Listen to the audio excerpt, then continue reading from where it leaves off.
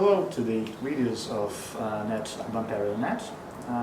Today our guest is Professor Stephen Howe, Senior Research Fellow of History and Cultures of Post-Colonialism, or just Colonialism. Yes, of course. On the History, Department of History of the University of Bristol, right?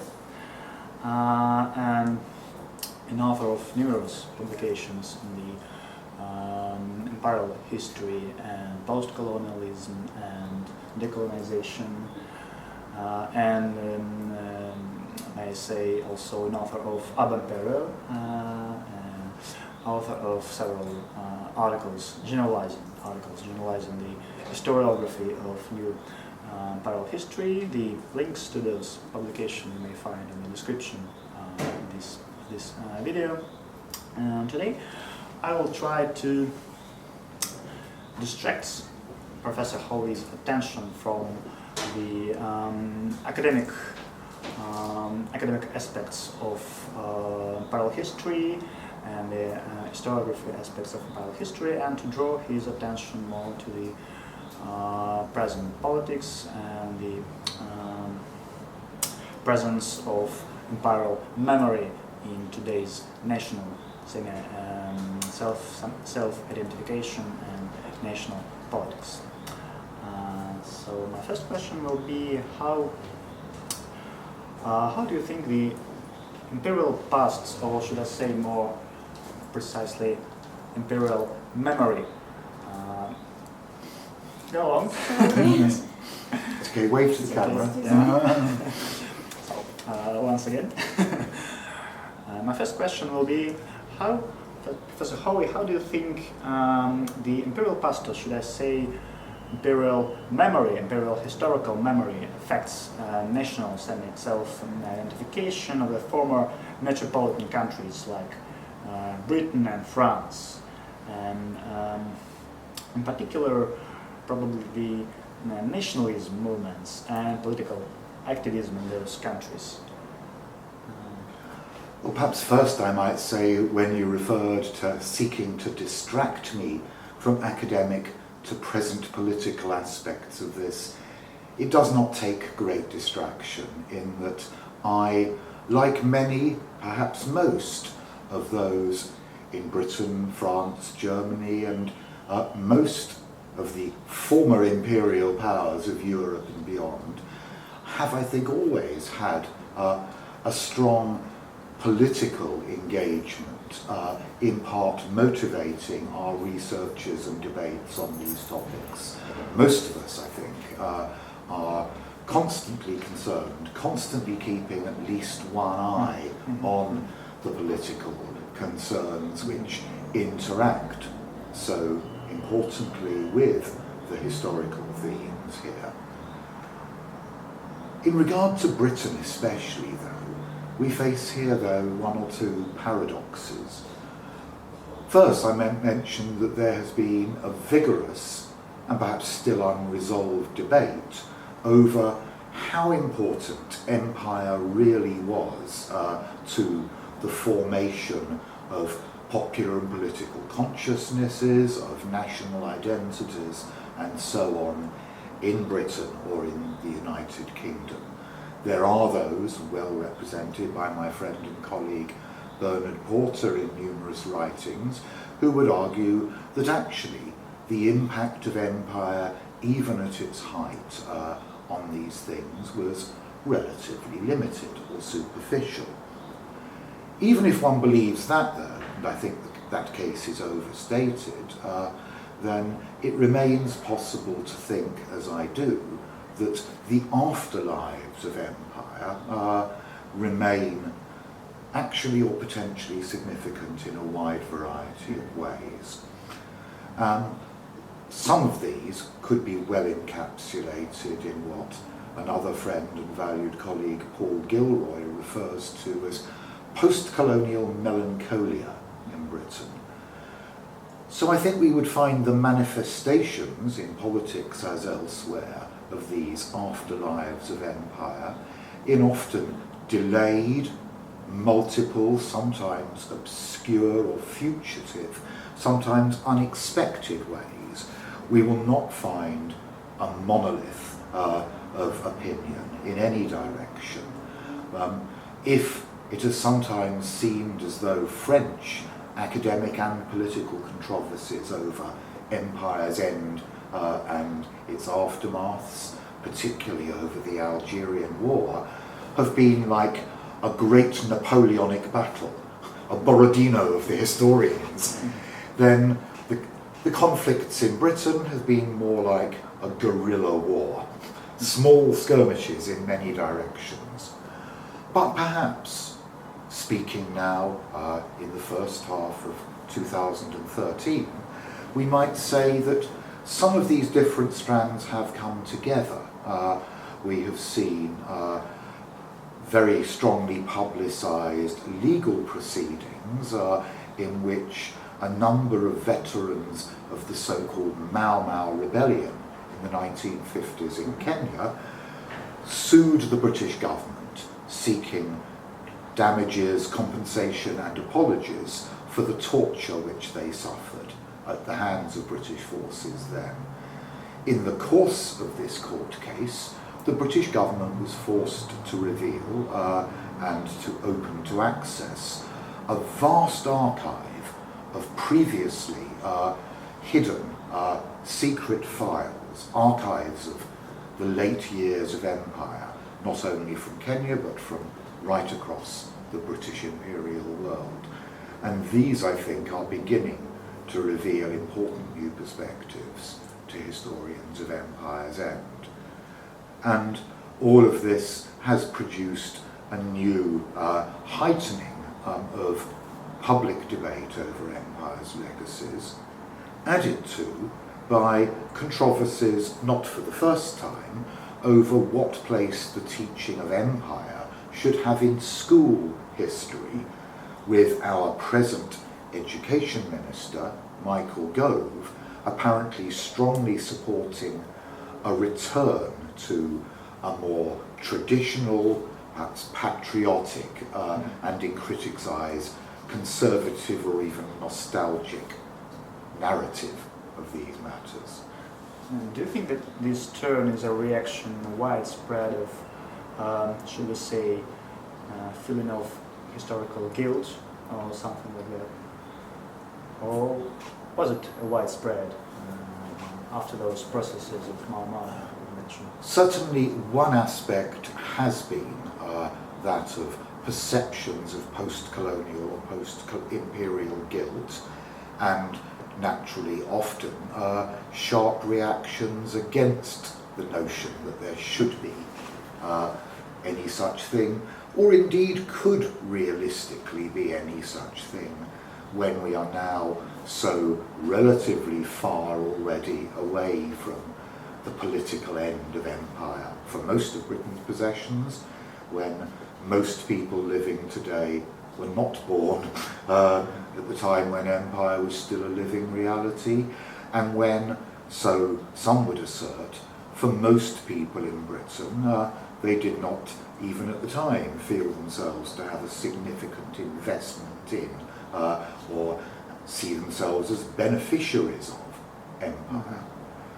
I think this is one of the reasons, actually, why we should be a little cautious about the notion of collective or national memory here. I think there are many, again, often fragmented memories within a population or within a state of such issues. And this is manifested in the debates not only in Britain, but in France, now increasingly in Belgium, the Netherlands, Germany, and again, really all of the European former colony-owning powers. And I might say here, reverting perhaps to the more academic for a moment, that I think we are still in the early stages of fully comparative research, thinking, debate on these issues, that more and more only in the very recent past and the immediate future we have books, conferences, journal articles from historians really of all the European countries concerned and beyond coming together to share our ideas. So, for instance, I can think of, just in English, in French and in German, 5 books in the last 2 years, at least 3 more that I know of that are about to appear, looking at these matters in a pan-European perspective. But it's intriguing in this regard that the man often seen as the great father figure of memory studies, Pierre Nora, the veteran French historian, has himself recently expressed great scepticism or even hostility at what he sees as the superficiality and over-politicization of the notion of memory, precisely in regard to the imperial experience. He thinks, he's thinking mostly of France, of course, but the point could be extended.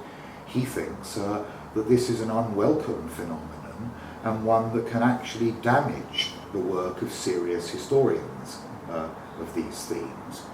I don't agree. I am more optimistic about the prospects, including even the prospects for academic work of wider political and public attention. But naturally, Nora is somebody whose voice must always be listened to on such subjects. Speaking of pan-European comparative studies, I would like to draw your attention, if I may, to our surroundings and the Russian context, the Russian tomorrow's context.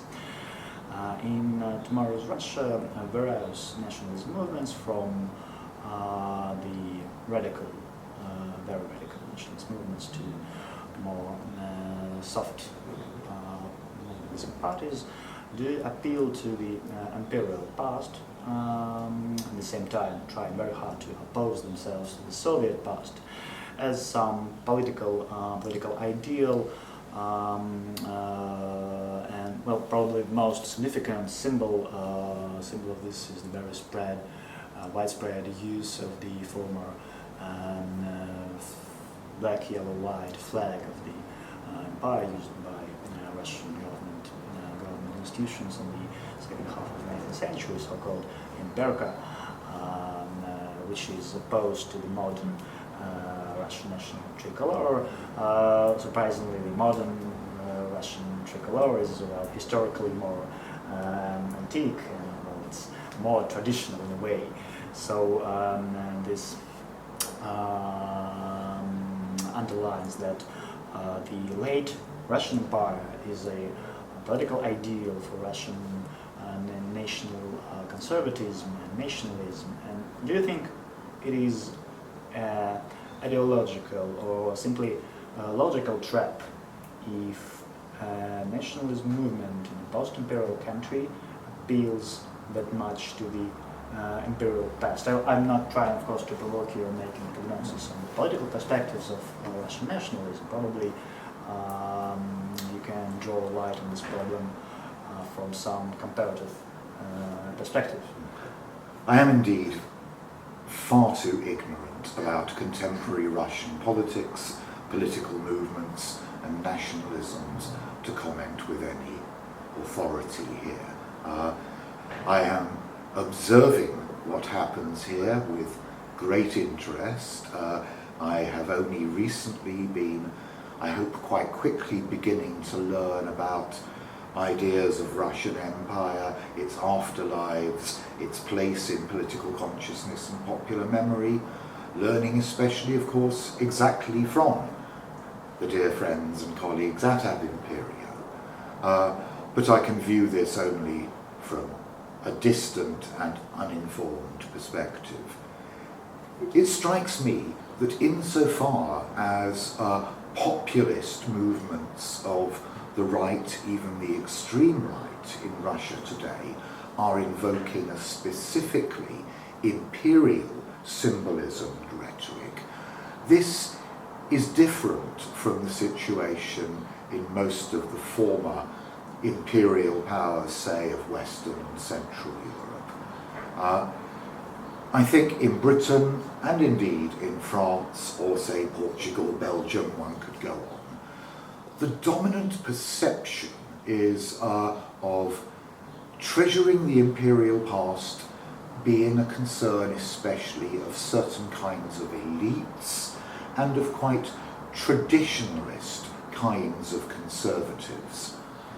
The far right, substantially, at least attempting to be populist and, if you like, plebeian in its appeal, therefore does not share many of the same emphases.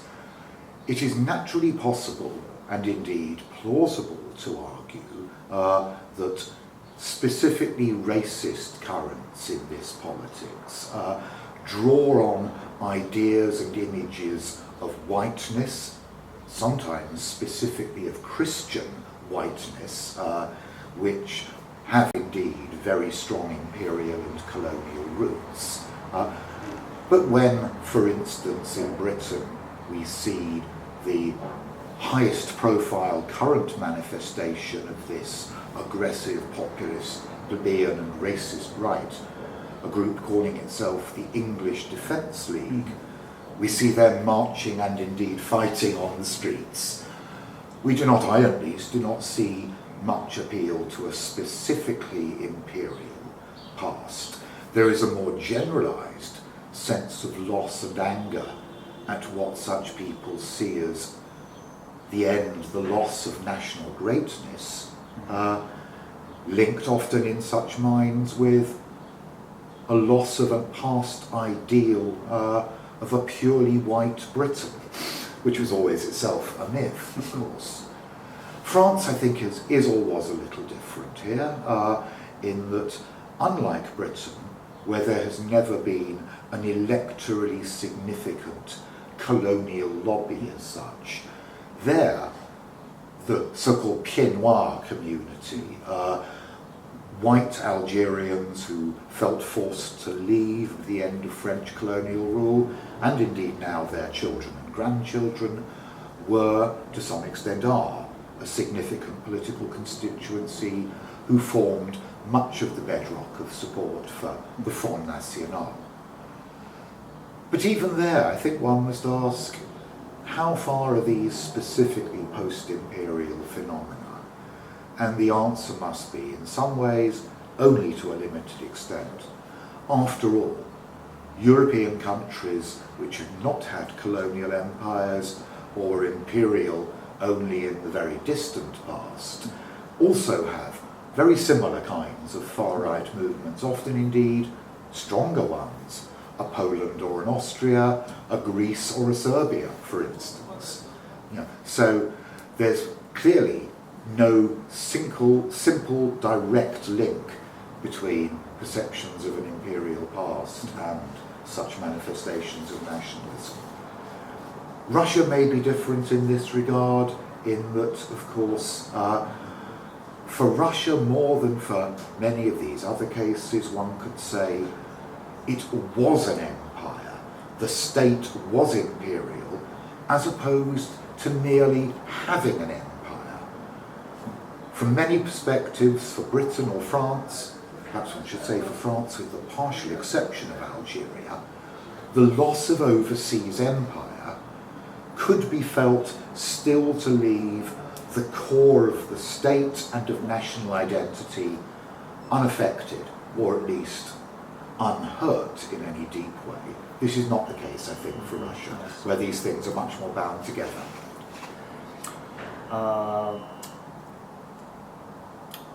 And now to the beginning of our dialogue. How do you think? What do you think about the perspectives of an academic expertise in the today's formulation of modern nationalisms and national politics? And in particular, what do you think of? Do you think that the whole history of national studies in the 20th century, from different perspectives, looking at nations as a constructed or imagined societies, can affect the politics of nationalism or the idea of nationalism? Or do you think that the nationalism without the idea of nations as real societies, natural societies, national groups is dead or is not possible? Well, of course it isn't dead, in that it remains and will remain very much alive in popular consciousness. However strongly historians in almost every national and regional consciousness have emphasized in recent decades such ideas as nations as imagined communities, stressing how recently and in a sense artificially or from the top down constructed they almost always are, however much they have emphasized that so much of what we think of as tradition is actually again recently and thoroughly invented or always reinvented. These notions are hard to penetrate to much popular consciousness. On that level, it will remain, surely, a task of historians in very many contexts still to emphasize such lessons and therefore to act in a sense as correctors against or warners against certain kinds of unreflective and especially aggressive or xenophobic national consciousness, and to argue against and seek to resist the teaching of history, whether in schools or in universities, in unreflectively nationalist forms. But they must always recognise the modesty of their contribution, and we must always remember, if there were any danger of forgetting, that historians themselves will always be divided and debating amongst themselves on many of the key issues. Indeed, in many contexts, one might say there has been something of a salutary backlash against too much emphasis on, for instance, nations as imagined communities, not least in colonial situations. You know, there have been attempts, I think often salutary attempts, to stress the limits of invention and reinvention, that nobody from the top, let alone a colonial state or a ruler, can simply at will make and remake. They have to have some raw material to work on. So notions such as that the nation in Europe, or the idea of tribe in colonial Africa, or the idea of caste in colonial India, are purely and in a sense Machiavellian inventions of the colonial rulers. These also need constant questioning. We shouldn't overstress. Do you think that historians are often successful in those warnings? I can certainly think of positive instances where I think often over a long period of time, by gradual and persistent effort and argument in every forum of publicity and publication available to them, historians can have a positive effect on, for instance, situations of national conflict. I would say, in regard to the conflict of Northern Ireland, for instance, the work, the research and the public role of many historians over the years in, if you like, deconstructing the images of national identity and of national others which the conflict had fed on, contributed substantially to the diminution and eventual, I hope we can say with confidence, end of that conflict. More slowly, more incompletely, perhaps still only more prospectively. I think one can, I hope, see signs in relation, say, to the Israeli-Palestinian conflict, that changing historical consciousness and deeper knowledge of, amongst other things, just how thoroughly, recently and deeply invented both Israeli and Palestinian national identities are. This can do something to help mediate conflict there too. Thank you. I reminded I was lectured today by Professor Stephen Howe, and I thank him for today's dialogue.